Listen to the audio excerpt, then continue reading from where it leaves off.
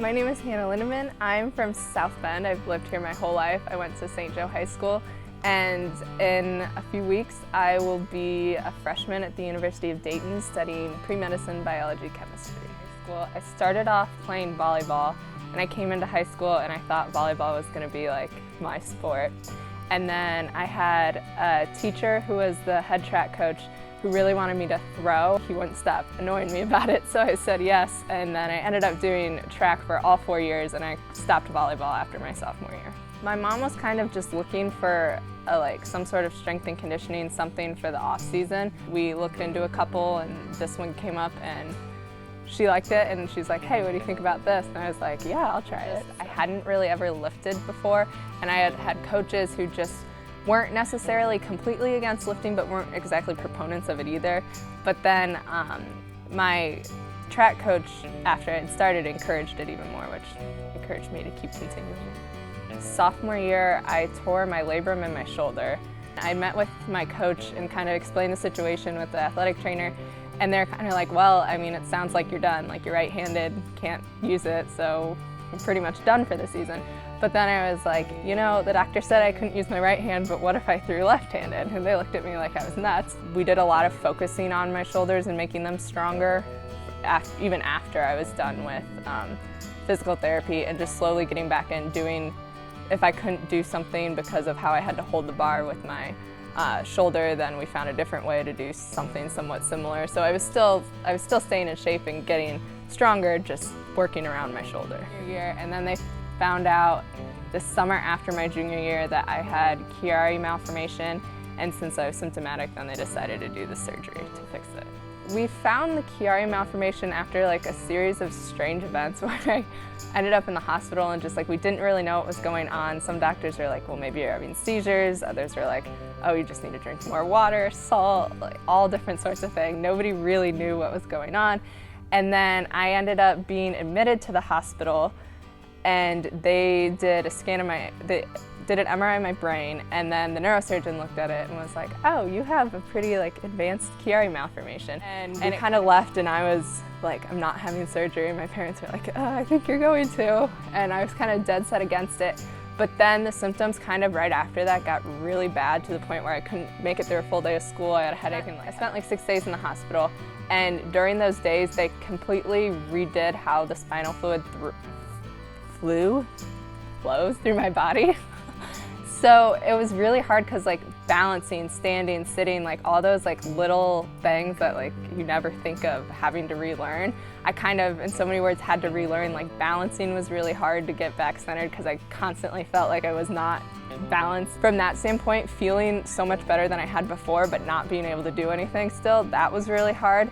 And just having to be patient was really, really hard. And even coming back here, I think it was probably 4 weeks after, probably the soonest they'd allow me to come back, honestly. But I came back here, and I was only doing non-weighted step-ups, simple things to get my balance back and just to feel like I was doing something, which was better than nothing. But it was frustrating to not do what I felt like I was capable of. Training here, helping with recovery, kind of inspired. It was like being in an environment that I was used to, and just was positive and encouraging to get better. But for me, it was very clear getting better is not going to be at the level I want it to be, but still knowing there were some things I could do, and I'm not just sitting there while other people are getting better. And that was really hard, knowing I'm going into what needs to be a huge season and I can't do what I want to do. But even thinking the little things I can do, looking at film, getting stronger in places that I don't normally train, mentally training, all that sort of thing, and being in an environment that kind of encourages that really helps. The work I was putting in and everything I was doing here correlated really well with throwing and my distances. So when I was getting stronger, the disc and the shot were going farther, because I knew everything I was putting in here and the little wins or PRs here were going to result in PRs on the circle, and we're going to result in better marks. And that was really encouraging to be able to see the direct correlation. I was a little bit afraid of it, I guess. I don't know if that's the right word, when I first started, because there was a whole bunch of guys and I was the only girl. I was kind of oh boy, I don't know if I want to do this.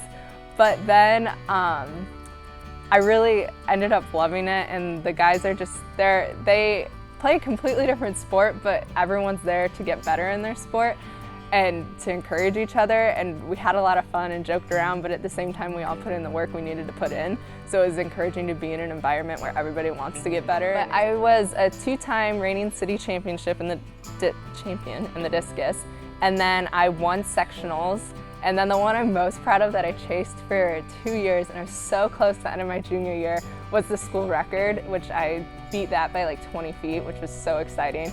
And I did that on my first meet out my senior season, so first meet coming back from my brain surgery, and it was probably the best competition I've ever had. I don't think I've ever thrown that well in my life. It was so cool. And then of course signing with Dayton, that was something I didn't, if you asked me 2 years ago, I wouldn't have thought I'd be going D1 for throwing. So I'm like probably 9 months out from surgery.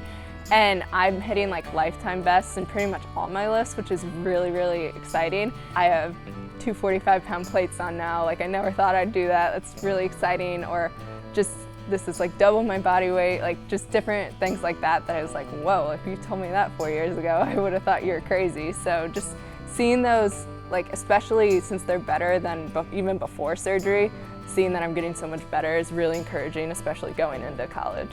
I would definitely encourage them to find some place like this and not be afraid to lift and not be afraid to get strong, because it's helped me so much. And especially a thrower, like the correlation is insane. Like it helps so much. And I've tried, like some of the younger girls on the track team, I tried to be like, come with me, or you know, like it'll really help. But just to not be afraid of it and to get somebody that knows what they're doing though at the same time. Like don't try and like do it yourself, because I would have never been able to do that, but like don't be afraid to take the first step to kind of like dive in, because it's going to help so much in your sport. Sure, I obviously would like love to go to NCAAs. That's kind of a far-fetched dream, but that'd be amazing. I'd love to go to the conference meet and just, I don't exactly know 100% where I'm at in relation to the other girls coming in, but to just be able to compete and to hit marks that I like wouldn't think are possible. Like 140 to me is a mark that my coach thinks is super realistic for me, and I'm like, I love you, but I don't know that I completely believe that. So I think once I hit that, that would really be like, holy cow, like I'm not that bad.